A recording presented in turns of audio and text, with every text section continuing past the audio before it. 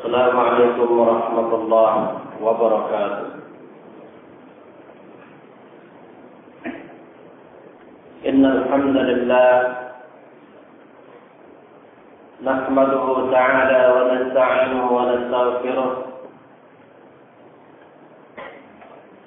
ونعوذ بالله من شرور أنفسنا وسيئات أعمالنا. من يهده الله فلا مضل له ومن يضلل فلا هادي له. أشهد أن لا إله إلا الله وحده لا شريك له وأشهد أن محمدا عبده ورسوله. قال الله تعالى في كتابه الكريم: يا أيها الذين آمنوا اتقوا الله حق تقاته ولا تموتن إلا وأنتم مسلمون. يا أيها الناس اتقوا ربكم الذي خلقكم من نفس واحدة وخلق منها زوجها وبث منهما رجالا كثيرا ونساء واتقوا الله الذي تساءلون به والأرحام إن الله كان عليكم رقيبا. يا أيها الذين آمنوا اتقوا الله وقولوا قولا سديدا يصلح لكم أعمالكم ويغفر لكم ذنوبكم ومن يطع الله ورسوله فقد فاز فوزا عظيما. أما بعد فإن أصدق الحديث كتاب الله وخير الهدى هدى محمد صلى الله عليه وعلى آله وسلم وشر الأمور محدثاتها فإن كل محدثة بدعة وكل بدعة ضلالة وكل ضلالة في النار. أعاذني الله وإياكم من النار. إخواني وأخواتي في الله الآباء والأمهات رحمني ورحمكم الله جميعا. Kita bersyukur kepada Allah Subhanahu wa ta'ala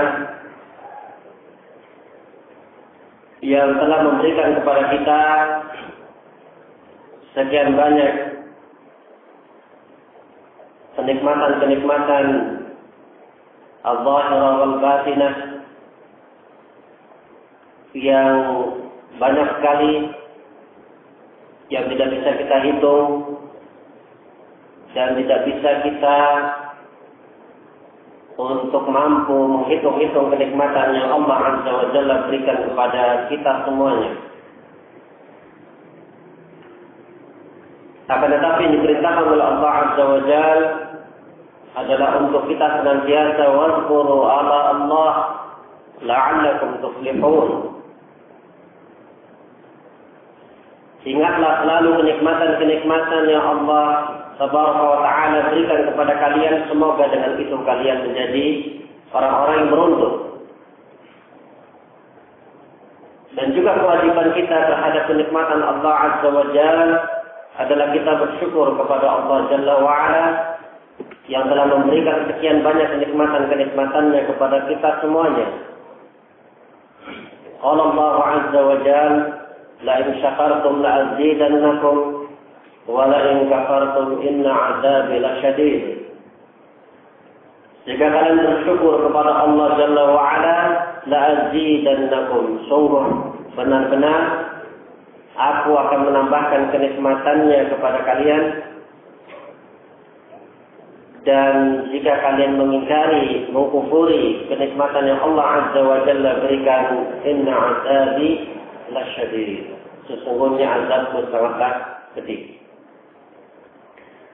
Sehingga dengan kita bersyukur terhadap kenikmatan-kenikmatan yang Allah Jalla wa Ala berikan kepada kita, inilah yang akan melanggengkan kenikmatan yang telah Allah Azza wa Jalla berikan, sekaligus Allah Azza wa Jalla akan memberikan az-ziyadah, memberikan tambahan terhadap kenikmatan yang telah Allah Tabaraka wa Ta'ala berikan kepada kita semuanya. Sering sekali di majelis-majelis kita mendengar perkara yang seperti ini, mengingatkan para hadirin, termasuk diri saya secara pribadi, mengingatkan kenikmatan-kenikmatan yang telah Allah Azza wa Jalla berikan kepada kita, karena selain ini merupakan perintah dari Allah supaya kita menjadi orang-orang yang beruntung. Juga ini akan membawa kepada kita untuk senantiasa mengingat dan muhasabah, introspeksi terhadap segala kenikmatan-kenikmatan yang telah Allah Azza wa Jalla berikan kepada kita. Sudahkah kita bersyukur terhadap kenikmatan yang telah Allah Azza wa Jalla berikan, ataukah justru kita mengingkari dan mengkufuri kenikmatan-kenikmatan yang telah Allah Tabaraka wa Ta'ala berikan kepada kita semuanya. Dan pada kesempatan kali ini dan pada detik ini, walhamdulillah, kita dipertemukan oleh Allah Subhanahu wa Ta'ala, dan sungguh pertemuan yang sangat membahagiakan, manakala pertemuan yang kita amalkan ini, yakni ijtima kita, pertemuan kita adalah lillah wa fillah, karena Allah Azza wa Jalla wa fillah, dan juga di jalan Allah Subhanahu wa Ta'ala, wa fi baitillah, dan di dalam rumah dari rumah-rumah Allah Azza wa Jalla.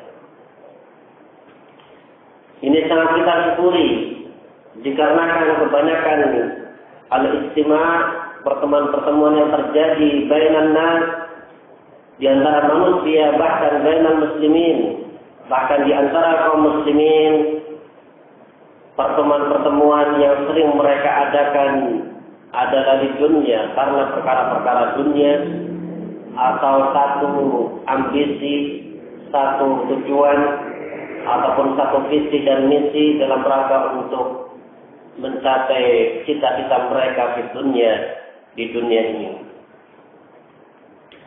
Sehingga ini merupakan anugerah yang sangat besar yang Allah Subhanahu wa Ta'ala mudahkan langkah-langkah kaki kita untuk menuju kepada tempat yang mubarak di dalam sebuah amalan, yang amalan ini termasuk amalan al-jihad fisabilillah, menuntut ilmu di jalan Allah Azza wa Jalla, yang ini hanya Allah Subhanahu wa Ta'ala berikan kepada orang-orang khusus min ibadillah, dari hamba-hamba Allah Azza wa Jalla yang menyempatkan waktunya dalam rangka untuk menuntut ilmu agama Allah Subhanahu wa Ta'ala.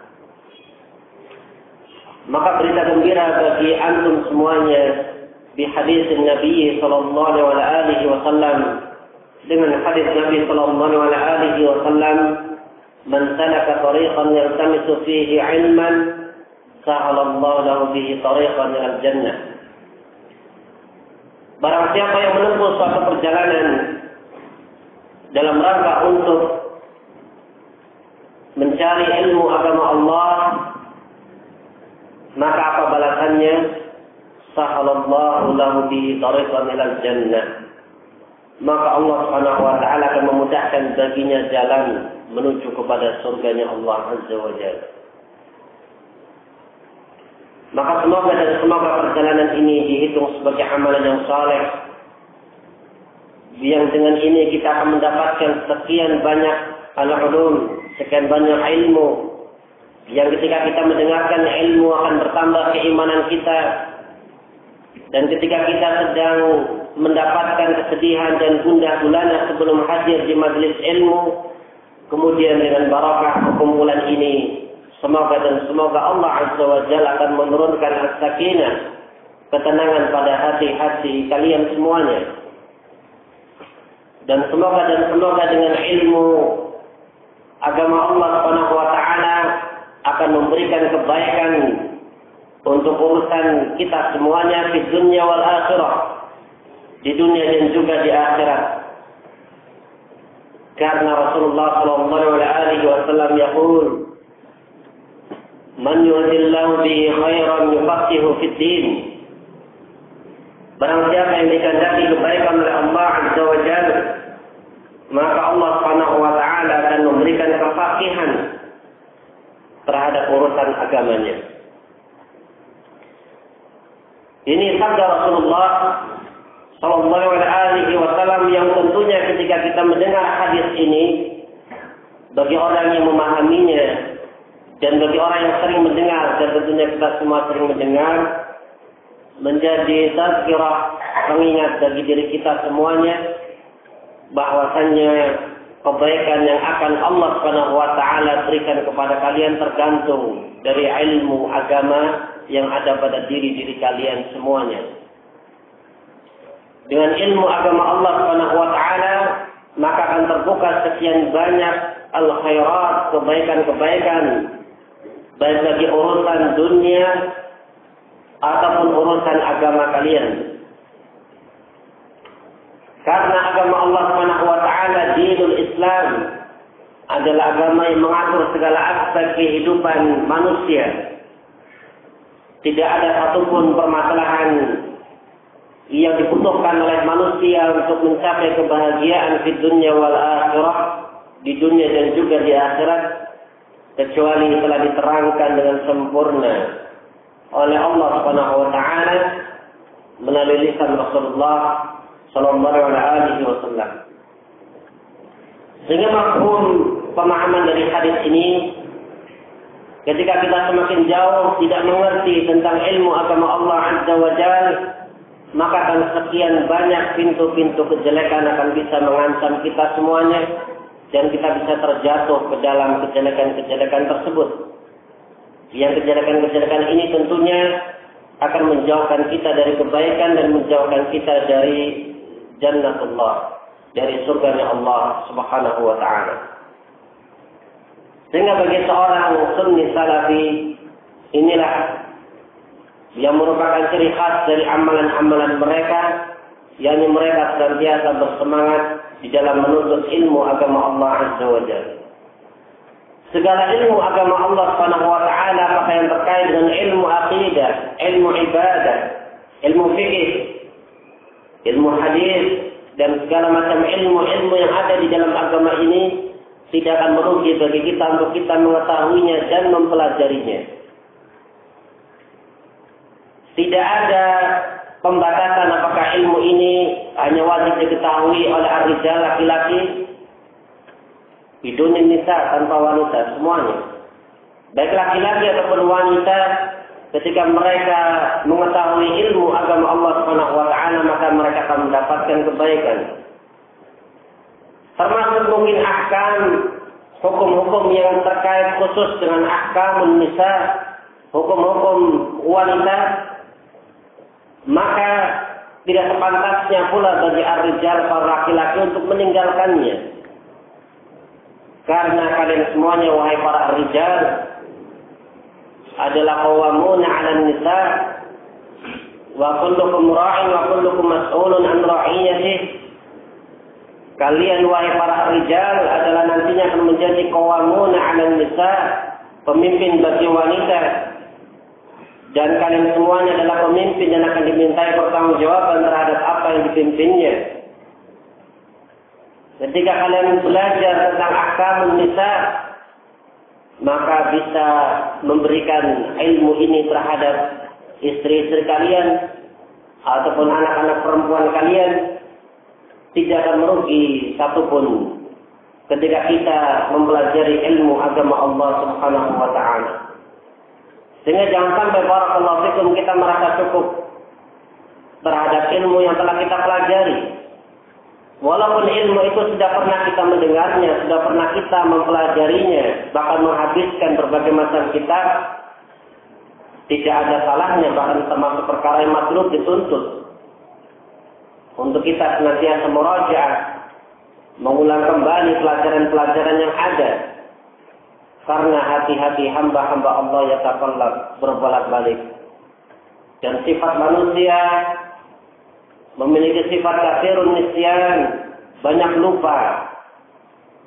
Apalagi di sela-sela atau banyak kita menghadapi kesibukan-kesibukan yang melalaikan kita dari mengingat Allah Subhanahu wa taala, yang melalaikan kita dari menuntut ilmu, dari beribadah kepada Allah karena kesibukan-kesibukan dunia kalian, maka dengan waktu yang sebentar ini semoga bisa mengingatkan hati-hati kita semuanya untuk senantiasa kembali kepada agama Allah Azza wa Jalla.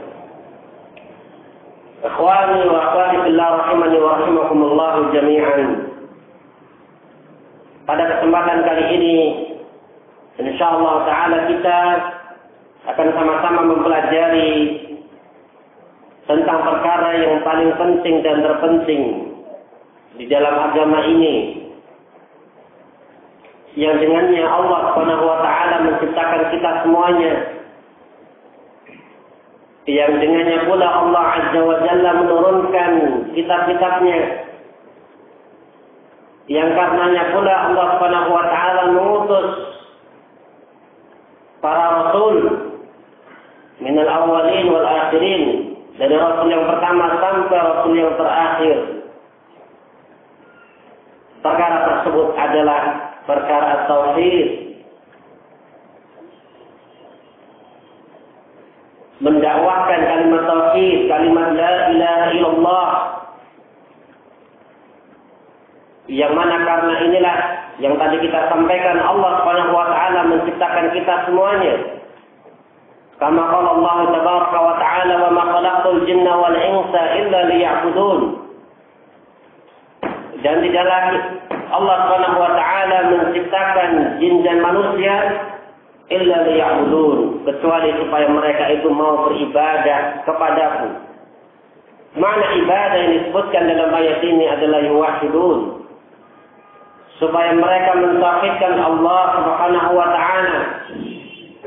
Karena tauhid inilah Allah Subhanahu wa taala menciptakan alam semesta ini dan menciptakan kita semuanya dalam rangka untuk menghambakan diri kita beribadah hanya kepada Allah Subhanahu wa taala. Dan karena kalimat ini pula lah Allah Subhanahu wa taala menurunkan kitab-kitabnya dan mengutus para rasul dalam rangka untuk mendakwahkan kalimat ini. Kama qala Allah tabaraka wa ta'ala, bagaimana Allah Subhanahu wa ta'ala berfirman, "Wa ma arsalna min qablika min rasulin illa nuhi ilaihi annahu la ilaha illa ana fa'budun." Dan tidaklah kami mengutus dari para rasul sebelummu ya Muhammad, illa nuhi ilaihi, kecuali kami wahyukan kepada rasul tersebut, annahu la ilaha illa ana, untuk mendakwahkan tentang kalimat la ilaha illallah, bahwasannya tidak ada sesembahan yang hak kecuali Allah, fa'budun, maka hendaklah mereka beribadah atau kalian beribadah kepadaku. Demikian pula Allah Subhanahu wa taala berfirman dalam surah An-Nahl ayat ke-36, "Wa laqad ba'atsna fi kulli ummatin rasulan an i'budullah wajtanibut taghut." Dan sungguh kami telah mengutus kepada setiap umat seorang rasul, an i'budullah wajtanibut taghut, agar mereka itu menyerukan kepada umat, "Ubudullah", beribadahlah kepada Allah saja. Sehingga kalau disebutkan lafaz ubudullah atau lafaz ibadah, maka yang dimaukan adalah at-tauhid. Beribadahlah kepada Allah semata, wajtanibut taghut, dan jauhilah at-taghut, segala yang diibadahi dari selain Allah Azza wa Jalla.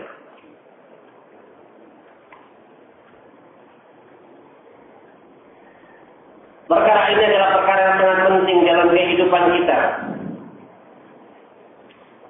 Sekali saja jika kita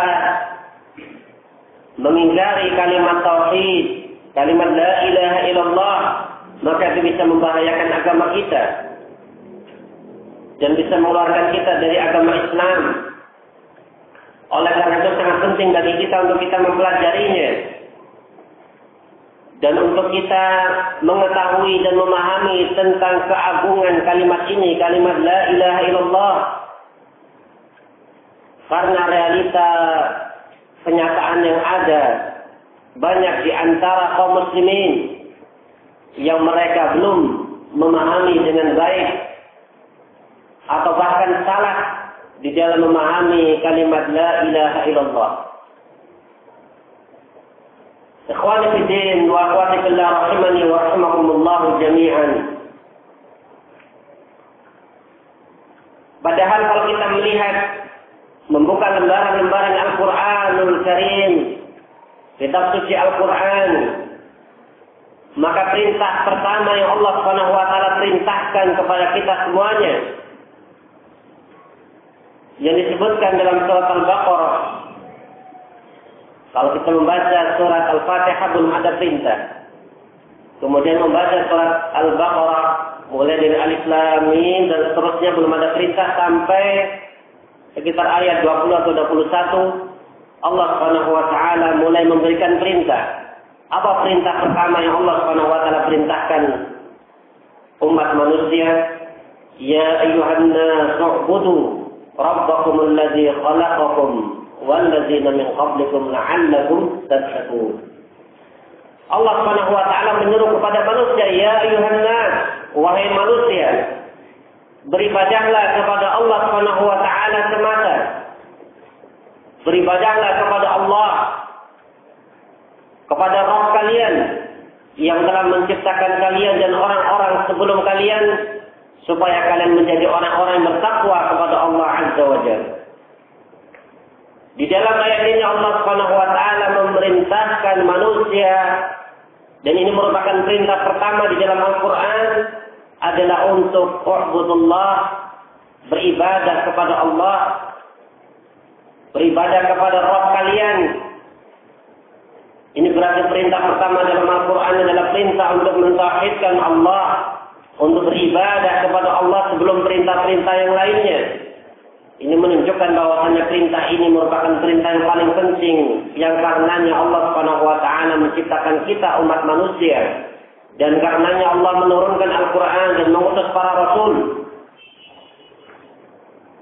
Ada faedah di dalam ayat ini, di mana Allah Subhanahu wa taala menyeru manusia untuk beribadah kepada Rabb kalian. Kemudian Allah Subhanahu wa taala menyebutkan kenapa kita beribadah kepada Rabb kita. Ya ayyuhan nas u'budu rabbakum alladzi khalaqakum. Karena Rabb kalianlah yang telah menciptakan kalian dan telah menciptakan orang-orang sebelum kalian. Jadi kita beribadah kepada Allah Subhanahu wa taala karena Allah lah yang menciptakan kita. Allah lah yang menciptakan alam semesta ini dan menciptakan umat manusia. Sehingga kewajiban bagi hamba-hamba Allah yang diciptakan adalah kita menjadikan Allah sebagai satu-satunya zat yang kita ibadahi, zat yang kita minta pertolongan, zat yang kita bertawakal kepadanya, zat yang kita berharap dan takut kepada Allah Subhanahu wa taala.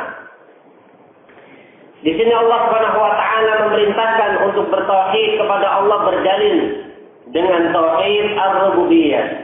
Berdalil dengan tauhid ar-rububiyah yang pertama dalam rangka untuk raddan 'alal musyrikin, membantah orang-orang musyrikin di mana Al-Quran diturunkan kepada mereka, orang-orang musyrikin Quraisy waktu itu. Mereka itu adalah orang-orang yang telah mentauhidkan Allah Subhanahu wa taala di dalam rububiyah. Di mana orang-orang musyrikin Quraisy mereka telah mengakui yuqirrun bi tauhid rububiyah, mengakui dan meyakini tentang tauhid rububiyah, meyakini dan mengakui bahwasannya Allah yang menciptakan mereka dan menciptakan alam ini. Sebagaimana ketika Allah Subhanahu wa taala berfirman di surah Luqman, dalam surah Luqman, "Wa la in sa'altahum man khalaqa as-samawati wal ard la yaqulunna Allah." Kalau engkau bertanya kepada mereka, kepada orang-orang musyrik, siapa yang menciptakan langit dan bumi, niscaya mereka akan menjawab Allah. Sehingga di sini Al-Quran yang diturunkan kepada mereka Di zaman Rasul yang berdakwah kepada orang-orang musyrikin Quraisy, diperintahkan orang-orang musyrikin Quraisy untuk beribadah kepada Allah Subhanahu wa taala semata, Zat yang telah menciptakan kalian wahai orang-orang musyrik dan menciptakan orang-orang yang sebelum kalian. Di sini terdapat bantahan terhadap orang-orang musyrik yang mereka sebenarnya sudah mengakui tauhid ar-rububiyah, akan tetapi mereka menyekutukan Allah Azza wa Jalla di dalam uluhiyah. Sehingga Allah Subhanahu wa taala menurunkan firman-Nya ini dalam rangka membantah pemikiran mereka, membantah ibadah mereka dan akidah mereka, karena seharusnya orang-orang yang mengakui rububiyah Allah Subhanahu wa taala, maka dia juga akan beribadah kepada Allah Subhanahu wa taala. Sehingga uluhiyah, peribadatan kepada Allah Subhanahu wa taala merupakan far'un an rububiyatihi, merupakan cabang dari rububiyah Allah Subhanahu wa taala. Karena orang yang beribadah atau menjadikan Allah Subhanahu wa taala sebagai satu-satunya zat yang diibadahi, dengan sendirinya dia pasti mengakui tentang rububiyah Allah Subhanahu wa taala. Dikarenakan sesuatu yang dia ibadahi, maka pastilah sesuatu itu adalah Rabb, atau zat tersebut adalah Rabb yang memiliki segala macam sifat-sifat kesempurnaan, yang menciptakan alam semesta ini, yang menciptakan seluruh makhluknya. Ya, sehingga orang-orang yang berbuat syirik kepada Allah Subhanahu wa taala, mereka termasuk orang-orang yang sebodoh-bodohnya, orang-orang yang paling bodoh dan tidak menggunakan akal sehat mereka. Bagaimana mungkin orang-orang musyrikin yang mereka telah mentauhidkan Allah dalam rububiyah, sementara mereka menyekutukan Allah dalam uluhiyah? Ya, padahal seharusnya orang-orang yang dia mengesahkan Allah dalam rububiyah, maka dia juga harus mengesahkan Allah Subhanahu wa taala di dalam uluhiyah. Nah, ikhwan fillah rahimani wa rahimakumullah jami'an. Perkara yang lainnya yang paling penting, yang menunjukkan bahwasannya kalimat la ilaha illallah adalah perkara yang paling penting di dalam agama kita. Ketika Rasulullah SAW mengutus doa para dai-nya, seperti mengutus Mu'adz bin Jabal ke negeri Yaman, atau Abdullah bin Abbas radhiyallahu ta'ala anhuma, maka Rasulullah menyatakan, "Falyakun awwalu ma tad'uuhum ilaihi syahadah an la ilaha illallah." Jadikan yang pertama kali kau serukan kepada mereka adalah syahadah, persaksian terhadap kalimat la ilaha illallah. Nah, demikian pula ikhwan fillah rahimani wa rahimakumullah jami'an, yang menunjukkan perkara ini adalah perkara yang sangat penting pula, karena perkara ini yakni tauhid la ilaha illallah adalah ucapan yang pertama kali didakwahkan oleh Rasulullah sallallahu alaihi wasallam kepada orang-orang musyrikin Quraisy. Nah, sebagaimana Rasul menyuruh mereka, qulu la ilaha illallah tuflihu. Wahai orang-orang musyrikin, ucapkanlah la ilaha illallah, niscaya kalian akan menjadi orang-orang yang beruntung. Nah, seruan pertama kali Rasulullah kepada mereka adalah terhadap kalimat tauhid la ilaha illallah. Dan ini menunjukkan pentingnya pula di mana Rasul selama 13 tahun di kota Mekah selalu mendakwahkan kalimat la ilaha illallah sebelum turun syariat yang lainnya. Sehingga kita pahami bahwasannya kalimat la ilaha illallah bukan sekedar kalimat untuk kita ucapkan seseorang sudah masuk Islam begitu saja, tanpa tidak ada kemungkinan bahwasannya syahadatnya batal. Tidak. Sehingga ada di kalangan para ulama, atau banyak di kalangan para ulama yang mereka menuliskan kitab-kitab yang berisi tentang nawaqidul Islam, pembatal-pembatal keislaman, pembatal-pembatal kalimat la ilaha illallah.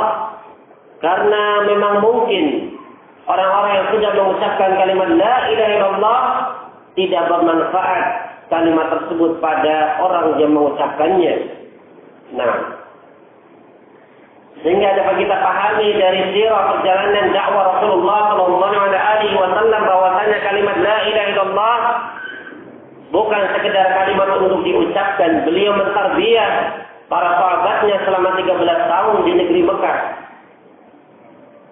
mengajarkan kepada mereka bagaimana tentang konsekuensi kalimat la ilaha illallah, perkara-perkara yang dituntut atau pembatal kalimat la ilaha illallah, makna yang terkandung dari kalimat la ilaha illallah.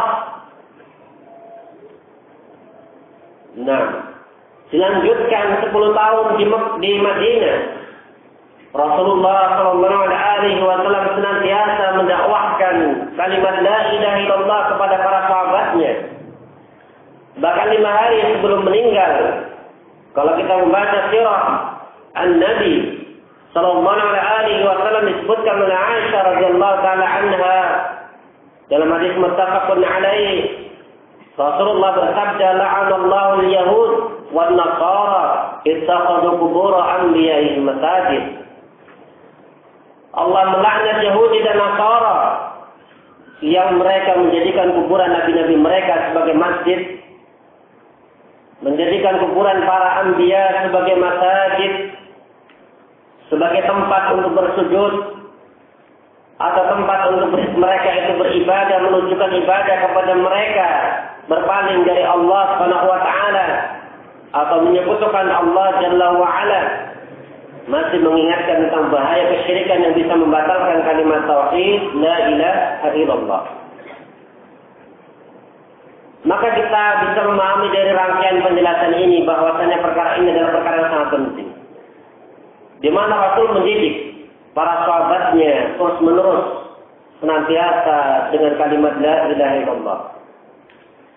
Sehingga kalimat la ilaha illallah ataupun dakwah akidah bukan hanya ibtidaan, permulaan saja kita memulai dengan dakwah la ilaha illallah, tetapi dakwah la ilaha illallah adalah dakwah istimraran, terus menerus.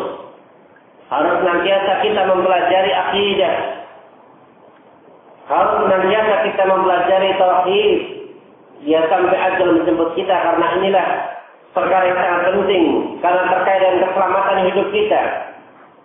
Pernahkah kita mendengar hadis Rasulullah sallallahu alaihi wasallam, "Man kana akhiru kalamihi min ad-dunya la ilaha illallah dakhala al-jannah."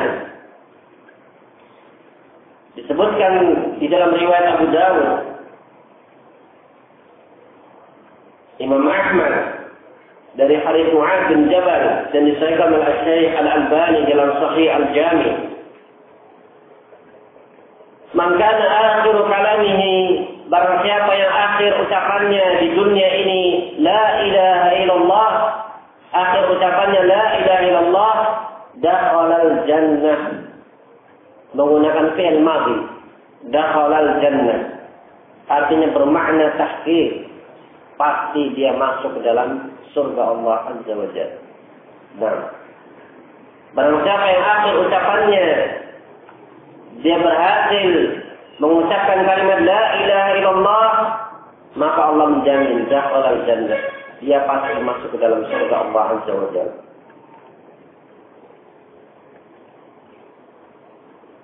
Nah, sehingga jangan sampai ada sedikit pun pada hati kita peremehan terhadap pelajaran ini, terhadap pelajaran akidah, terhadap pelajaran tauhid. Dan barakallahu fikum, terutama bagi orang-orang yang belum pernah sama sekali mempelajari perkara akidah dan baru mengenal dakwah as-salafiyah, dakwah tauhid, dakwah mengembalikan umat kepada tauhid, kepada sunnah Rasulullah sallallahu alaihi wasallam, untuk bersungguh-sungguh mempelajari kitab-kitab para ulama yang terkait dengan perkara akidah, perkara tauhid.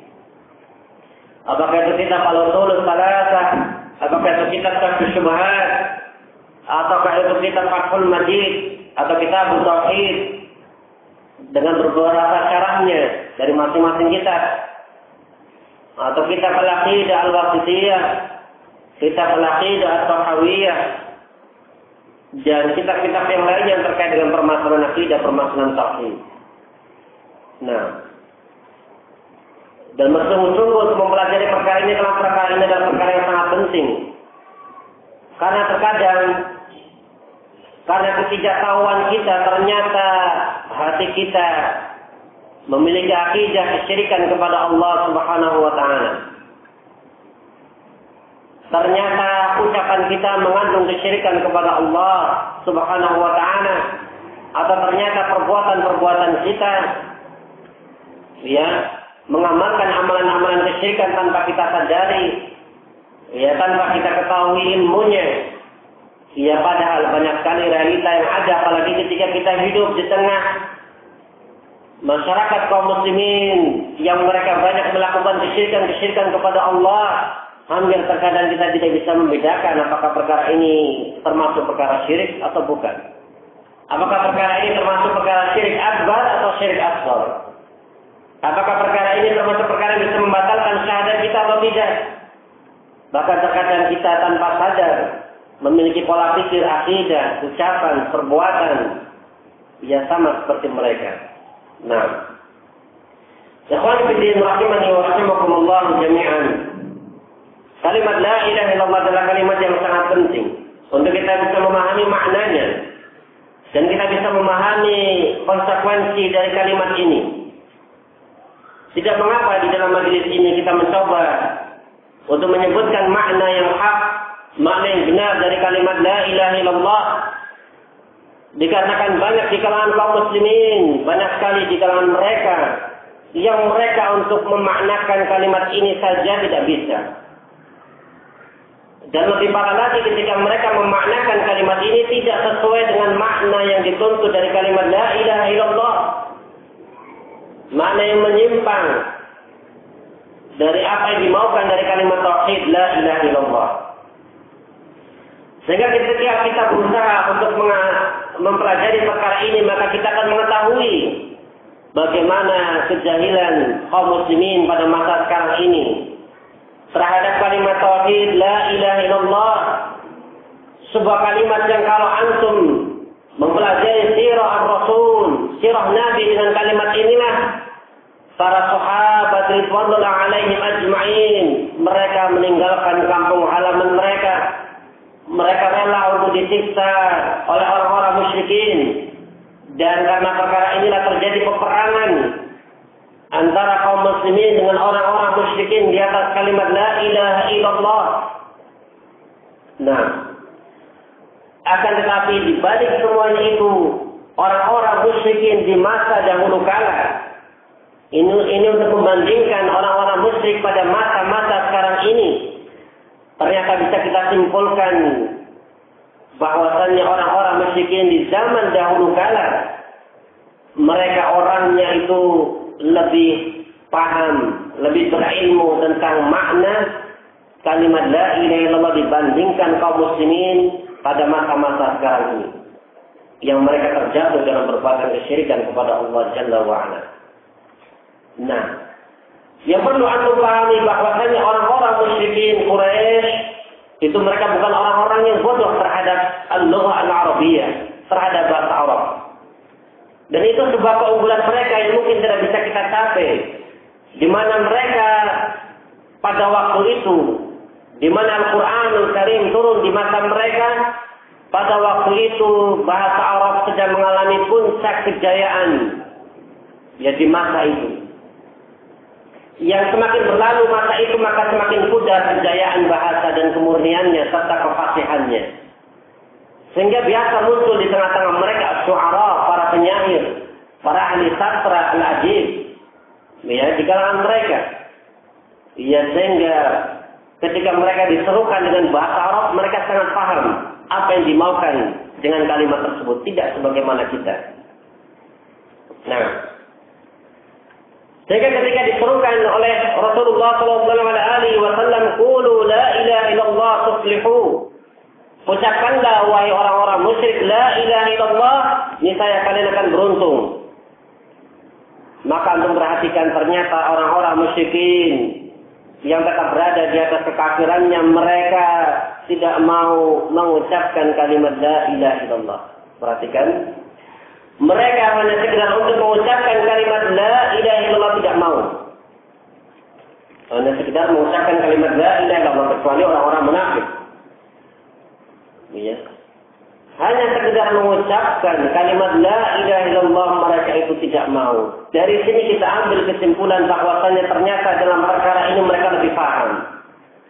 Mereka tidak mau mengucapkan kalimat itu karena mereka paham bahwasanya kalimat la ilaha illallah bukan sekedar kalimat untuk diucapkan semata. Bukan sekedar kalimat diucapkan kemudian seseorang sudah masuk ke dalam Islam.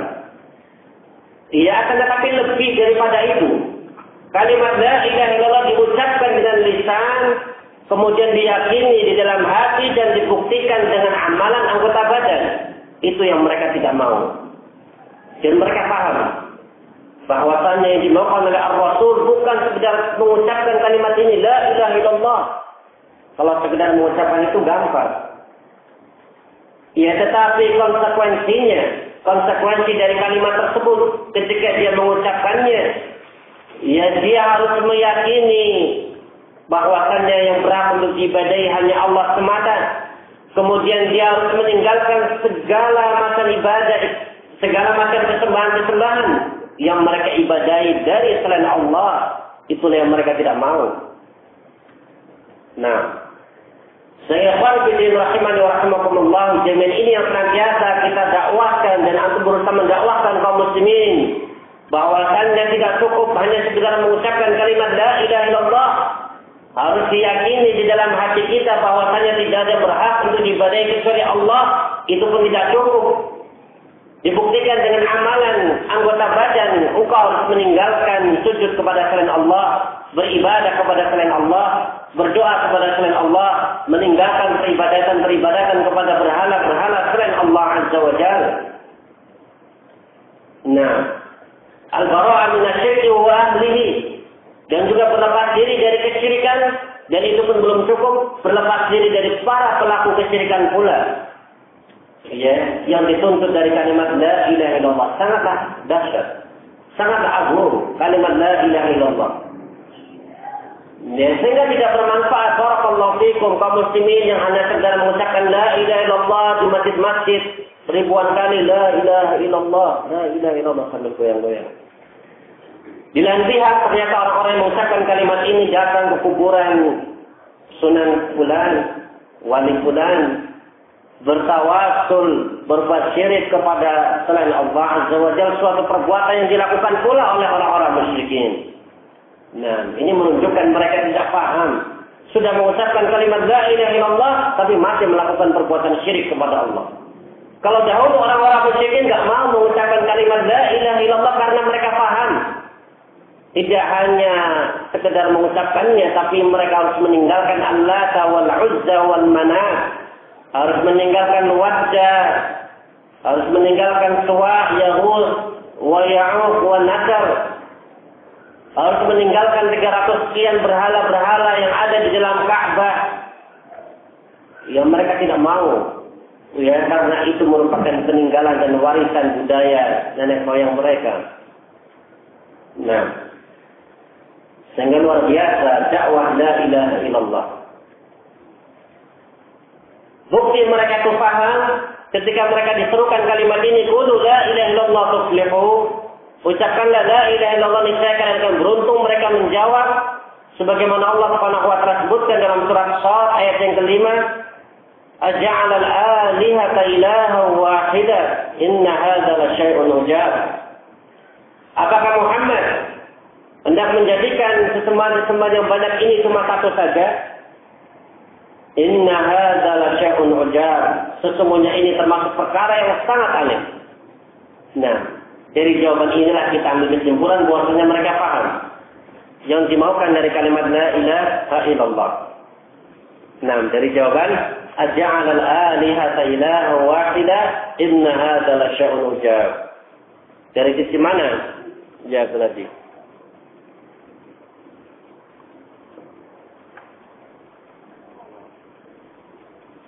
Dari mana ya?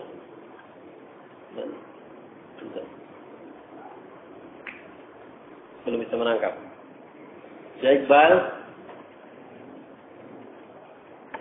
Nah. Nanti.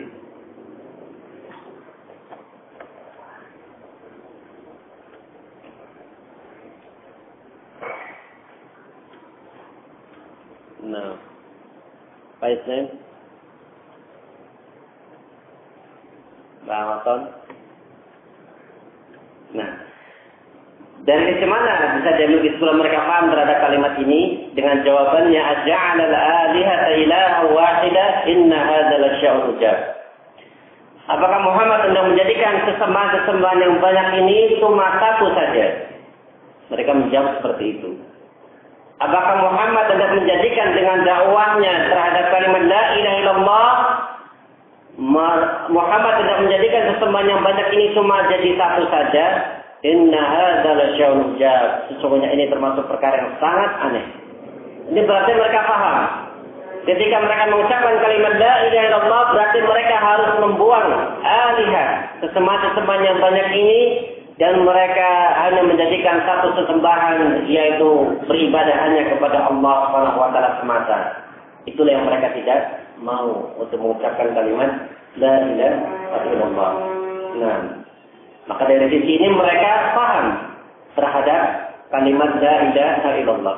Nah, ya sudah dipaham. Nah, dari jawaban ilahan wahidah, menjadikan cuma satu sesembahan saja. Nah, sehingga dakwah terhadap kalimat ini adalah dakwah yang senantiasa didakwakan oleh orang yang mengaku mengikuti Ar-Rasul. Karena sabda Rasulullah sallallahu alaihi wasallam, "Bada al-Islam ghariban wa sayaudu ghariban kama bada'a, fatuba lil ghuraba." Islam itu dimulai dalam keadaan asing dan akan kembali dalam keadaan asing pula. Fatuba lil ghuraba, maka berbahagialah bagi orang-orang yang asing. Ketika didakwakan kalimat la ilaha illallah, mereka menyatakan inna hadza lasya'un ujab. Sesungguhnya ini termasuk perkara yang sangat aneh. Dakwah yang sangat aneh yang tidak dikenal oleh orang-orang kita atau oleh pendahulu-pendahulu kita atau oleh nenek moyang kita. Dakwah yang sangat aneh. Dakwah kepada kalimat la ilaha illallah. Nah, sehingga Rasul menyatakan bada al-Islamu ghariban. Islam itu dimulai dalam keadaan aneh, asing. Orang menerima kalimat tauhid la ilaha illallah. Wa sayaudu ghariban kama bada'a, dan akan kembali dalam keadaan asing pula sebagaimana permulaannya. Dan ini bisa antum buktikan ketika antum mendakwahkan kalimat ini kepada masyarakat kalian yang banyak melakukan perbuatan syirik kepada Allah Jalla wa Ala. Niscaya kalian akan dituduh ya macam-macam, aliran sesat, Wahabi, ya bahkan akan diusir. Padahal kalian mengajak mereka untuk beribadah hanya kepada Allah Subhanahu wa taala semata. Kalian tidak cinta kepada orang-orang saleh, menghina para wali, tidak percaya terhadap karamah mereka. Ya, Allah musta'an wa ala istiqna. Sehingga senantiasa seharusnya kita semuanya bersemangat untuk mendakwakan kalimat ini kepada mereka, kepada masyarakat kaum muslimin. Ya, terlebih dahulu kita mulai untuk kita mempelajari untuk diri-diri kita semuanya. Mempelajari akidah, mempelajari tauhid. Nah, kembali kepada apa yang akan kita sampaikan terhadap makna kalimat la ilaha illallah. Kita sebutkan makna yang benar, sebagian disebutkan oleh para ulama, bahwasanya makna yang benar dari kalimat la ilaha illallah adalah la ma'budu bihaqqin illallah. Enggak ada papan tulis saja. Nah, la ma'budu bihaqqin illallah. Tidak ada sesembahan yang benar. Tidak ada zat yang disembah dengan benar illallah, kecuali Allah. Ini adalah makna yang benar. Nah, dan nanti akan kita sebutkan beberapa terjemahan yang salah dari kalangan kaum muslimin yang menerjemahkan kalimat la ilaha illallah tidak sesuai dengan kaidah la ma'budu bihaqqin illallah. Tidak ada sesembahan yang benar kecuali Allah Subhanahu wa taala. Nah, sehingga pada kalimat la ilaha illallah di situ ada tambahan yang dibuang, ada sesuatu yang dibuang setelah kalimat ilaha, la ilaha, yakni kalimat hakun di situ, kalimat hak. Dan pembuangan kalimat ini adalah sudah dipahami oleh orang-orang musyrikin yang mereka sangat pandai di dalam bahasa Arab. Nah, sehingga mereka menjawab sebagaimana tadi jawaban tadi. Aj'al al-alihata ilahan wahida inna hadza lasya'un ujab. Nah, tidak ada berhak untuk diibadahi kecuali Allah. Sehingga dari kalimat ini muncul dua rukun. Terdapat pada kalimat la ilaha illallah dua rukun. Rukun yang pertama dari kalimat la ilaha. Dari kalimat la ilaha maka terdapat rukun an-nafyu. Terdapat rukun an-nafyu. Nah, ini peniadaan. Dan pada kalimat illallah kecuali Allah, ini rukun yang kedua yaitu al-isbat. Rukun yang kedua yaitu al-isbat, artinya penetapan. Sehingga seseorang yang mengucapkan kalimat ini harus memahami adanya dua rukun tersebut. Yang kalau hilang satu rukunnya tidak bermanfaat kalimat kita la ilaha illallah. Jadi pada kalimat la ilaha illallah rukun yang pertama an-nafyu, menafikan. Artinya menafikan, meniadakan al-alihah, sesembahan-sesembahan yang ada dari selain Allah kita nafikan. Kita tolak, kita tiadakan. Kemudian rukun yang kedua al-isbat, kita menetapkan bahwasannya sesembahan yang hak, sesembahan yang benar itu hanyalah Allah Subhanahu wa taala. Nah, kalau cuma kita an-nafyu saja, ya menafikan seluruh sesembahan yang ada tapi nggak mau menetapkan sesembahan yang hak itu milik Allah, ya belum seseorang merealisasikan kalimat la ilaha illallah. Jadi ada dua rukun an-nafyu wal isbat, penafian dan juga penetapan. Nah, hal ini sebagaimana Allah Subhanahu wa taala berfirman dalam surah Luqman, "Dzalika bi anna Allaha huwal haq." Dalam ayat 30. "Dzalika bi anna Allaha huwal haq wa anna ma yad'una min dunihi al-batil." Nah, Allah Subhanahu wa taala berfirman, "Dzalika bi anna Allaha huwal haq." Yang demikian itu karena Allah, dzalika bi anna Allaha huwal haq, dialah al-haq. Dialah al-haq yang berhak atau yang benar untuk diibadahi, wa anna ma yad'una min dunihi al-batil, dan bahwasanya segala apa yang mereka ibadahi dari selain Allah adalah sembahan-sembahan yang batil. Nah, dari dalil ini disebutkan dalam surah Luqman, maka kita bisa memahami ada dua perkara yang bisa kita ambil faedah dari ayat ini. Bahwasanya Allah Subhanahu wa taala menetapkan atau menyebutkan adanya ilah itu dua. Yang pertama adalah ilahun haqqun. Adalah ilah yang hak, yang berhak untuk diibadahi. Dialah Allah Subhanahu wa taala. Kemudian yang kedua, Allah Subhanahu wa taala juga menyebutkan adanya ilah, tetapi ilahun batilun. Sesembahan-sesembahan yang batil, itulah ma yad'una min dunillah. Segala apa yang mereka ibadahi dari selain Allah. Di sini Allah Subhanahu wa taala menyebutkan wa anna ma yad'una min dunihi al-batil. Wa anna ma yad'una min dunihi al-batil, dengan memakai ma isim mausul yang bermakna am, umum, mencakup apakah itu malaikat, apakah itu para rasul, apakah itu para nabi, apakah itu para wali, apakah itu as-shalihin, apakah itu benda-benda mati, ya batu dan lain sebagainya masuk pada perkara ini. Nah, adanya kalimat hak, kalimat yang benar adalah termasuk perkara yang harus ada. Karena realita yang ada, barakallahu fikum, realita yang ada dari zaman dulu sampai zaman sekarang, keadaan manusia, mereka ada yang beribadah kepada ilahun hak, ada yang beribadah kepada ilahun batil. Nah, Ada yang menjadikan ilah hanya Allah Subhanahu wa taala semata, itulah muwahhidin. Ada yang kedua yang mereka menyekutukan Allah dengan menjadikan makhluk-makhluk Allah ini sebagai sekutu bagi Allah Subhanahu wa taala.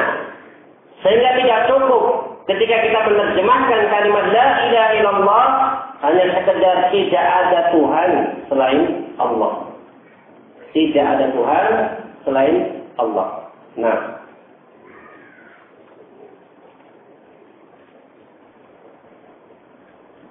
lain. Dari sisi mana kesalahannya? Tidak ada Tuhan selain Allah. Ya, kepada Allah. Masalah. Ada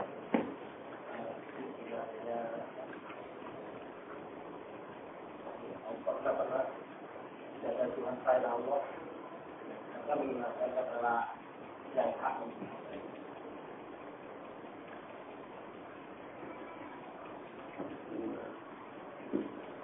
Akhir.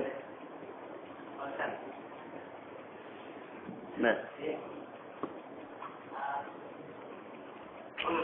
semua itu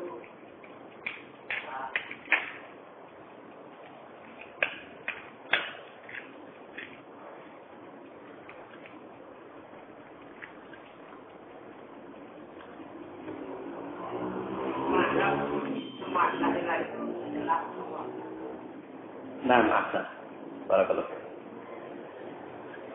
Nah, sehingga dari ini kita bisa memahami setelah kita melihat realita yang ada bahwasanya manusia itu ternyata menjadikan dua ilah atau ilah ada dua. Ilahun haqqun ialah Allah dan ilahun batil ialah apa yang disembah dari selain Allah Azza wa Jalla. Artinya apa yang mereka sembah dari selain Allah juga disebut dengan ilah. Juga Allah Subhanahu wa taala menyebutkan mereka dengan lafaz al-alihah. Dengan lafaz al-alihah, kesembahan. Tetapi dimaksud adalah ilahun batil. Nah, sehingga kalau kita menerjemahkan kalimat la ilaha illallah, tidak ada Tuhan selain Allah, tidak ada ilah selain Allah, terdapat kesalahan yang fatal ketika dia tidak menyebutkan lafaz hak pada terjemahan tersebut. Kesalahan fatalnya karena ini menyelisihi realita yang ada dari umat manusia, di mana mereka ternyata sudah memiliki ilah-ilah dari selain Allah Subhanahu wa taala. Orang Nasara memiliki 3 ilah. Ada Isa. Ada siapa lagi? Nah, Allah SWT. Orang Buddha juga memiliki ada dewa ini, dewa itu, yang mereka anggap sebagai ilah. Orang Hindu demikian pula. Orang Yahud menyatakan Uzair sebagai Ibnullah. Orang-orang Majusi menganggap api sebagai ilah. Nah, kalau kita menyebutkan tidak ada Tuhan selain Allah, berarti barakallahu fikum terdapat kesalahan yang sangat fatal, walaupun kesalahan ini mungkin tidak disengaja atau tidak mereka yakini, ya karena kurangnya ilmu yang ada pada mereka. Yani tidak ada Tuhan yang disembah oleh orang-orang Nasara kecuali itu juga Allah. Tidak ada Tuhan yang disembah oleh orang-orang Buddha kecuali itu juga Allah. Karena mereka menganggap itu sebagai ilah. Tidak ada ilah kecuali Allah. Tidak ada ilahnya mereka para pelaku-pelaku kesyirikan kecuali itu juga Allah. Artinya itu juga ilahun haq. Itu juga sembahan yang benar. Nah, padahal terjemahan ini sudah merajalela, menyebar. Bahkan di kaligrafi, dipasang-pasang di rumah-rumah mereka. Nah, ya Allah musta'an. Kalimat ini saja mereka tidak paham dan tidak bisa menerjemahkan dengan benar. Ya, sebagaimana orang-orang musyrikin di zaman dahulu, mereka berilmu terhadap kalimat ini. Nah, ini kesalahan yang pertama, ya dari orang-orang yang salah di dalam menerjemahkannya yang banyak beredar kesalahan kaum muslimin. Kemudian yang kedua, yakni mereka yang menerjemahkan kalimat la ilaha illallah dengan menerjemahkan tidak ada yang memberikan rizki kecuali Allah. Tidak ada yang menciptakan alam semesta kecuali Allah. Tidak ada yang mengatur alam semesta kecuali Allah. Nah, apakah terjemahan ini benar? Ya, antum salah. Nah, ahsan. Salahnya di mana? Nah, ahsan. Ketika seseorang yang menerjemahkan kalimat la ilaha illallah, tidak ada yang mengatur alam semesta kecuali Allah, tidak ada yang menciptakan alam semesta, menghidupkan, mematikan, mengaturnya kecuali Allah Subhanahu wa taala. Ini bukanlah makna yang ada pada kalimat la ilaha illallah. Karena ini merupakan makna la ilaha illallah, saya tidak akan terjadi peperangan antara Rasulullah dengan orang-orang musyrikin. Karena kalau dimakan dari kalimat la ilaha illallah adalah sebatas rububiyah Allah, sebatas mengakui Allah Subhanahu wa taala yang menciptakan, Allah yang mengatur alam semesta ini. Orang-orang musyrikin sudah lebih dulu ya mengakui tentang tauhid rububiyah, bagaimana awal tadi kita sampaikan, wala in sa'altahum man khalaqas samawati wal ard la yaqulunna Allah. Kalau engkau bertanya kepada mereka orang-orang musyrik siapa yang menciptakan langit dan bumi, niscaya mereka orang-orang musyrikin akan menjawab Allah. Yang menciptakan adalah Allah. Nah, sehingga seseorang yang dia hanya meyakini perkara ini belumlah memasukkan seseorang di dalam agama Islam. Nah, belumlah memasukkan seseorang di dalam agama Islam. Nah, sehingga ini merupakan bantahan juga terhadap orang-orang yang menerjemahkan dengan model seperti ini, hanya sebatas rububiyahnya, ya sebagaimana yang didakwakan oleh orang-orang yang tidak paham tentang perkara akidah, perkara tauhid dari kalangan jamaah kaum muslimin yang menyimpang, ya mereka salah di dalam menerjemahkan kalimat la ilaha illallah hanya sebatas rububiyah Allah Subhanahu wa taala. Nah, ikhwani wa akhwati fillah rahimani wa rahimakumullah jami'an. Kemudian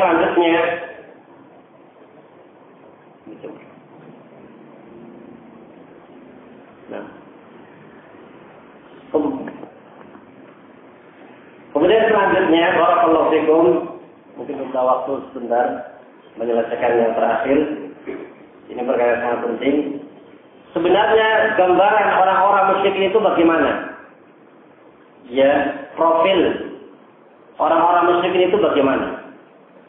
Karena terkadang mungkin muncul pada benak-benak kita ketika disebut orang-orang musyrik, yang pertama kali muncul seseorang yang dia seluruh tubuhnya bertato, ya, terus kebal tubuhnya, anti batok misalnya, atau orang preman, ya, haus darah, dia sukanya perang misalnya, hanya sebatas itu.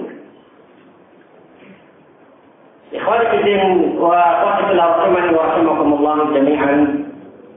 Ketika kita hanya sebatas itu di dalam mengetahui profil-profil mereka, ketahuilah itu merupakan perkara yang ya tidak hanya sebatas perkara itu saja. Di kalangan orang-orang musyrikin yang kalau di kalangan kita mungkin ya di kalangan kita dahulu ketika kita menokohkannya, mungkin kita anggap mereka itu adalah para sunan.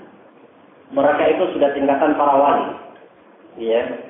Nah, sehingga barakallahu fikum, jangan membayangkan mereka itu adalah ateis, anti Tuhan, tidak mau beribadah.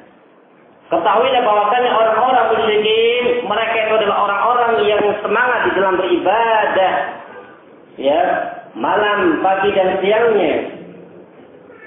Mereka juga menjalankan ibadah as-salat, menjalankan salat. Mereka juga berhaji, ya. Bahkan mereka sangat memuliakan Baitullah Ka'bah, sangat dimuliakan oleh mereka. Bahkan mereka yakin yang ketika tentara Abraha berusaha menghancurkan Ka'bah, mereka mengakui bahwasanya pemilik Ka'bah adalah Rabbul Ka'bah, adalah Allah Azza wa Jalla, dan pasti akan menyelamatkannya. Nah, mereka adalah orang-orang yang luar biasa. Ini yang didakwakan oleh Rasulullah kepada mereka, peribadatannya.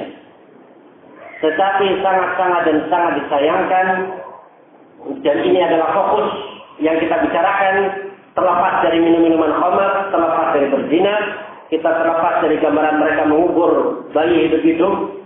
Yang kita ingin soroti di sini yakni peribadatan mereka. Mereka juga orang-orang yang semangat di dalam beribadah. Nah, akan tetapi sangat disayangkan di balik semangatnya mereka di dalam beribadah itu, ternyata mereka telah terjatuh ke dalam perbuatan kesyirikan kepada Allah Subhanahu wa taala. Pertanyaannya, bagaimanakah kesyirikan mereka? Sehingga dengan kita mengetahui profil mereka, kita akan bisa menjawab atau kita akan bisa mengetahui bahwasanya apa yang dilakukan oleh kaum muslimin yang mereka mengucapkan kalimat la ilaha illallah ternyata sama dengan apa yang dilakukan oleh orang-orang musyrikin dulu.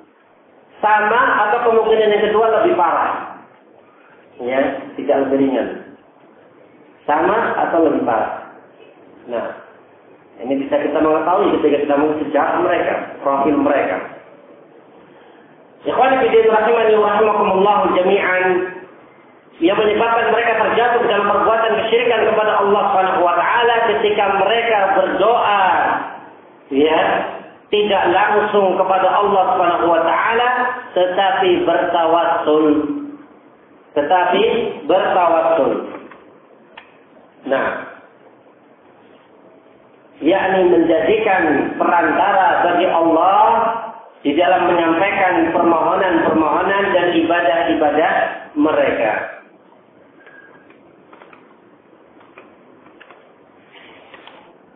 Sebagaimana Allah Subhanahu wa taala berfirman, "Ma na'buduhum illa liqarribuna ila Allahi zulfa." Ketika mereka ditanya, "Ma na'buduhum," mereka menjawab dengan perbuatan ibadah mereka, karena mereka sangka ini ibadah yang sangat diterima oleh Allah Subhanahu wa taala. Mereka anggap ini adalah perkara yang sangat baik dan pasti diterima oleh Allah. Ketika mereka ditanya, "Ma na'buduhum illa liqarribuna ila Allahi zulfa," mereka menjawab, "Kami enggak mengibadahi mereka." Mereka menjawab, "Kami enggak beribadah kepada patung ini." Ya, mereka menyangka bahwasanya mereka beribadah kepada patung tersebut.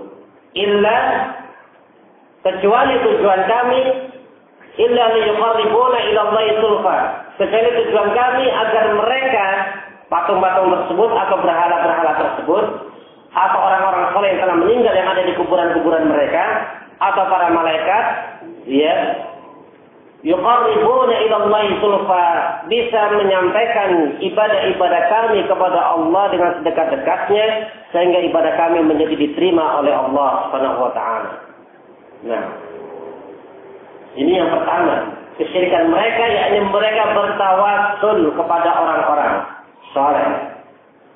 Orang-orang saleh. Nah, menjadikan orang-orang saleh yang telah meninggal sebagai perantara untuk menyampaikan peribadatan mereka kepada Allah Subhanahu wa taala. Untuk menyampaikan peribadatan mereka kepada Allah Subhanahu wa taala. Mereka punya hujah, kami kan orang yang berdosa. Kalau saya langsung ibadah kepada Allah nggak mungkin diterima. Sehingga ya sudah lewat perantara orang yang benar-benar dekat. Yang mereka pilih, yang mereka jadikan sebagai sekutu adalah orang-orang yang memang dekat dengan Allah Subhanahu wa taala. Dari kalangan malaikatnya, dari kalangan para nabinya, dari kalangan orang-orang saleh di zaman Nabi Nuh alaihi salam seperti Wad, Suwa, Yahud, Ja'ud dan Nasr. Ya, dari kalangan orang-orang yang saleh. Ya, sekalipun ini menjadi sindiran bagi orang-orang sekarang, di mana ternyata sesembahan-sesembahan dahulu itu lebih top dibandingkan sesembahan sekarang. Lebih soleh, jelas kesolehannya. Ya. Tetapi orang-orang musyrikin sekarang ini mereka mendatangi kuburan-kuburan yang tidak tahu jelas riwayatnya kuburan siapa, orang soleh atau bukan. Cuma kita dengar dari nenek moyang kita, dari turun-temurun, tradisi nenek moyang, budaya, ini kuburan Sunan yang dahulunya begini-begini bertapa di sebuah sungai sampai 40 hari 40 malam, sampai nemutan, nggak tahu sholat atau tidak, mandi atau tidak, terkena air wudhu atau tidak. Yang kita saksikan kalau memang itu benar atau fajirannya. Ya, luar biasa meninggalkan as-sholat sampai nemutan. Ya, kalau memang itu benar. Seseorang yang fajir, ya ikhwan fillah rahimakumullah jami'an. Teman-teman mereka banyak tokoh yang memang orang-orang yang dekat oleh Allah, wali-wali Allah, dari kalangan as-shalihin, dari kalangan malaikat, dari kalangan para anbiya. Nah, sehingga kita bisa memahami dari sini apa yang dilakukan oleh kaum muslimin yang mengucapkan kalimat la ilaha illallah dengan mendatangi kuburan-kuburan orang-orang yang saleh, kemudian berdoa di situ. Kalau kita tanya kepada mereka, kamu sedang ibadah? Tidak, saya nggak sedang beribadah.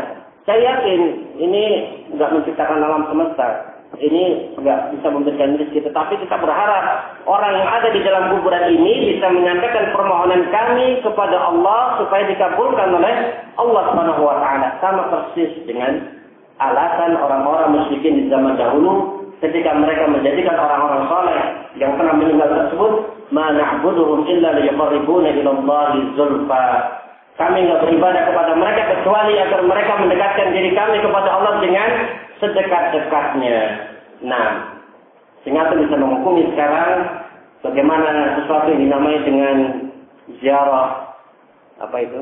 Kalau tiap pakai bis itu rombongan wisata ziarah. Ziarah religius. Nah, Allah SWT dengan istilah ziarah religius. Nah, ziarah kubur. Nanti dikiranya ketika kita menyampaikan perkara ini, akhirnya timbul fitnah bahwasanya antum wahabi. Ya Allah. Atau dituduh bahwasanya antum ya ada sunnah melarang orang dari ziarah kubur. Kata siapa kita melarang orang dari ziarah kubur? Bahkan Rasulullah Shallallahu Alaihi Wasallam memerintahkan kaum muslimin, sebagaimana disebutkan dalam hadisnya, "Kuntu nahaitukum 'anil ziyarah fazuruha, fa innaha tudzakirukum al-akhirah." Dahulu aku pernah melarang kalian untuk ziarah kubur, maka mulai sekarang ziarahlah kuburan-kuburan, karena dengan ziarah tersebut bisa mengingatkan kalian kepada negeri akhirat, kepada kematian. Ya, tetapi ziarah yang kita larang, ya, adalah ziarahnya kalian wahai orang-orang musyrik yang mereka berziarah tidak sebagaimana tujuan ziarah untuk mengingat orang-orang, untuk mengingat kematian atau mengingat negeri akhirat atau mendoakan orang-orang saleh yang telah meninggal yang ada di dalam kubur. Ya, ternyata ziarahnya kalian ke kuburan-kuburan itu bukan dalam rangka mendoakan, tapi dalam rangka minta doa dan beribadah kepada mereka. Itu yang kita ingkari. Bukan kita mengingkari wahai saudara kaum muslimin bahwasanya mereka itu barakallahu fikum ahlu sunnah wal jamaah melarang kaum muslimin untuk ziarah kubur, tidak. Ziarah kubur memiliki persyaratan-persyaratan yang memiliki ahkam yang dijelaskan di dalam syariat tidak sembarangan. Amalan-amalan apa yang dilakukan di kuburan dan hukum-hukum yang terkait dengan kuburan ada sendiri banyak. Bisa dilihat di dalam kitab-kitab para ulama. Ini merupakan sebuah fitnah dan konten terhadap dakwah tauhid, dakwah di sunnah wal jamaah yang berusaha untuk memurnikan umat kepada kalimat la ilaha illallah. Nah, kemudian alasan yang kedua yang terakhir, ketika mereka menjadikan sekutu-sekutu bagi Allah Subhanahu wa taala, yang mereka beralasan sebagaimana disebutkan dalam surat Yunus ayat ke-18, haula'i syufa'a'una indallah. Mereka beralasan bahwasanya mereka itu, yakni teman-teman kami itu nanti akan menjadi pemberi syafaat bagi kami di sisi Allah. Ya. Nah, ini alasan yang kedua mereka, kenapa mereka mengibadahi berhala-berhala ataupun alihah sesembahan tersebut. Karena mereka berharap bahwasanya teman-teman itu nanti mereka akan bisa memberikan syafaat. Karena mereka paham bahwasanya orang-orang saleh akan diberikan hak untuk memberikan syafaat oleh Allah Subhanahu wa taala. Nah, khawatirin rahman wa rahimakumullah jami'an, ini pula yang ada pada orang-orang yang berbuat syirik kepada Allah Subhanahu wa taala pada masa kita sekarang ini, ketika mereka berbuat syirik menyebut Abdul Qadir Jailani. Mereka berharap nantinya Abdul Qadir Jailani bisa memberikan syafaat kepada mereka. Kita nyatakan bahwasannya barakallahu fikum, dengan perbuatan kalian justru kalian diharamkan dari syafaat yang Allah Subhanahu wa taala berikan kepada orang-orang yang saleh. Justru dengan perbuatan syirik kalian, ya kalian itu diharamkan oleh Allah Subhanahu wa taala dari syafaat, karena syafaat itu haram. Tidak bisa diberikan kepada orang-orang yang berbuat syirik kepada Allah Subhanahu wa taala, karena syafaat itu memiliki beberapa syarat. Ya, di antaranya syafaat itu memang orang yang memberikan syafaat adalah orang-orang yang diridhoi oleh Allah Azza wa Jalla dari kalangan orang-orang yang saleh. Kemudian yang kedua terkait dengan yang diberikan syafaat, mereka itu adalah muwahhidin. Mereka itu adalah orang-orang yang bertauhid kepada Allah Subhanahu wa taala. Sementara kalian di dunia telah melakukan perbuatan kesyirikan kepada Allah, justru nanti seseman-seseman itu akan mengingkari peribadatan-peribadatan yang dahulu kalian lakukan ketika berada di dunia. Nah, Wa'alaikum rahmani wa rahimakumullahu jami'an. Sehingga dari sini kita bisa ambil kesimpulan bahwasanya ternyata kesyirikan orang-orang musyrikin di zaman dahulu lebih ringan dibandingkan kesyirikan yang ada pada masa sekarang ini dari beberapa sisi yang tadi kita sebutkan. Yang pertama, mereka lebih paham terhadap kalimat la ilaha illallah dibandingkan orang-orang musyrikin di masa sekarang. Kemudian yang kedua, yang dijadikan sebagai sekutu bagi Allah kalau zaman dulu dari kalangan orang-orang yang jelas kesolehannya. Kalau di zaman sekarang ini adalah orang-orang yang kita saksikan tentang kefajirannya, tentang kebersihannya dan kemaksiatan-kemaksiatan yang dia lakukan. Ya, di sebuah negeri di sana di Mesir ada menjadikan seorang wali yang dia meninggalkan sholat karena sudah mencapai tingkatan hakikat atau tingkatan makrifat, itu dijadikan sebagai sesembahan. Nah, dan perkara yang terakhir yang menunjukkan bahwasanya orang-orang musyrikin di zaman dahulu lebih ringan kesyirikannya dibandingkan orang-orang musyrik di masa sekarang. Kalau orang-orang musyrikin di zaman dahulu kala, kesyirikan mereka hanya di waktu-waktu mereka itu mendapatkan kelapangan dan kesenangan. Adapun ketika mereka dihimpit dengan bencana yang sangat, yang mereka memurnikan ibadah hanya kepada Allah Subhanahu wa taala dan mereka melupakan alihah, ilahun batil. Yang melupakan seteman-teman yang batil itu. Sebagaimana disebutkan oleh Allah Azza wa Jalla dalam surah Luqman pula, wa idza ghasyiyahum mawjun kadzulali da'u Allah mukhlishina lahuddin.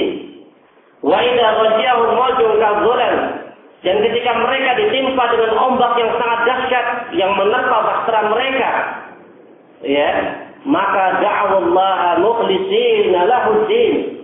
Mereka beribadah, berdoa, mengikhlaskan agama itu hanya kepada Allah Subhanahu wa taala semata.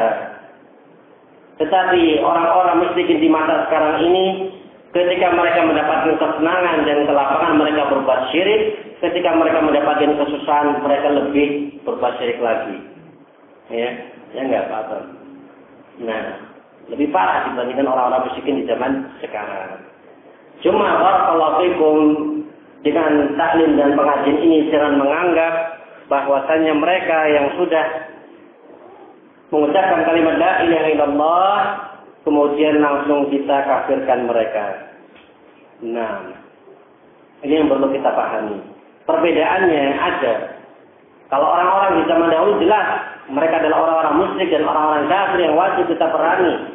Tapi perbedaannya sekarang bahwasanya orang-orang musyrikin dari kalangan kaum muslimin yang mereka mengucapkan kalimat la ilaha illallah tidak bisa kemudian kita nyatakan mereka adalah orang-orang musyrikin yang kafirin yang khalidina finnar yang harus kita perangi. Ada perbedaannya. Kenapa? Barakallahu fikum. Ya karena tidak boleh bagi kita mengkafirkan kaum muslimin dan mengeluarkan mereka dari darah Islam kecuali dengan hujjah yang qawiyah, dengan hujjah yang kuat, dengan hujjah yang ilmiah, dengan burhan yang jelas yang kau bisa mempertanggungjawabkan di hadapan Allah dan terpenuhi syarat-syaratnya serta hilang segala mawani'nya. Ya, karena ada penghalang-penghalang yang menyebabkan mereka tidak bisa dikafirkan atau dikatakan sebagai musyrik yang kafir keluar dari Islam. Nah, dikarenakan di antaranya karena dakwah itu belum sampai kepada mereka. Ya, karena antum semuanya, kita semuanya masih tersibukkan dengan bangku-bangku sekolah kita, tersibukkan dengan dunia kita, tersibukkan dengan bisnis kita, nggak sempat kita dakwai orang tua kita. Ya, sehingga jangan salahkan kalau orang tua antum masih melakukan perbuatan disyirikan, jangan antum langsung kafirkan. Antum saja sibuk dengan pekerjaan-pekerjaan antum sendiri. Ya, belum pernah mendakwahkan. Atau kalau tidak pernah mendakwahkan, bisa jadi bahasa antum salah, keliru. Atau bisa jadi nggak bisa dipahami oleh orang tua antum. Atau bisa jadi mereka adalah orang-orang jahil, nggak paham sudah. Saya hanya mengikut saja. Ya, ikut-ikutan saja. Ya, tetapi saya yakin Islam itu adalah Islam agama yang benar. Mengucapkan kalimat la ilaha illallah ini nggak bisa dikafirkan. Atau mereka terkena syubhat dari para kiai-kiainya, ya, dari para kiai-kiainya, sehingga untuk kita menghilangkan syubhat itu butuh kita dialog. Ya butuh kita menyampaikan iqamatul hujjah kepadanya. Ya sehingga dari poin-poin ini tidak bisa kemudian kita mengkafirkan ya orang musyrikin dari kalangan kaum muslimin yang mengucapkan kalimat la ilaha illallah. Cuma yang kita yakini bahwasannya kita memiliki kaidah umum, perbuatan-perbuatan mereka sangat berbahaya. Karena setiap orang yang melakukan kesyirikan, mereka adalah orang-orang yang musyrik yang terancam dengan kekekalan di api neraka, keluar dari Islam. Cuma untuk mentakyin, menghukumi satu persatu apakah si fulan sudah keluar dari Islam, musyrik atau belum, itu butuh tahapan-tahapan yang tadi kita sebutkan. Sehingga ini semakin menyemangatkan diri kita untuk mendakwahkan kalimat ini kepada mereka. Ya sebagaimana kebenaran Syekh Muhammad bin Abdul Wahab mendakwahkan orang-orang musyrikin di masanya. Ya sampai hari muncul daulah Saudiyah, daulah Tauhid. Nah, wallahu a'lam bishawab yang bisa kita sampaikan. Al-Aqsa kalau terlalu panjang, ya karena kita merasakan dari kalimat la ilaha illallah yang insyaallah sangat penting, walaupun banyak perkara-perkara yang belum kita sampaikan terkait dengan permasalahan ini. Tapi insyaallah taala pertemuan yang singkat ini bisa membawa manfaat bagi kita semuanya. Wabillahi taufiq. Assalamualaikum warahmatullahi wabarakatuh.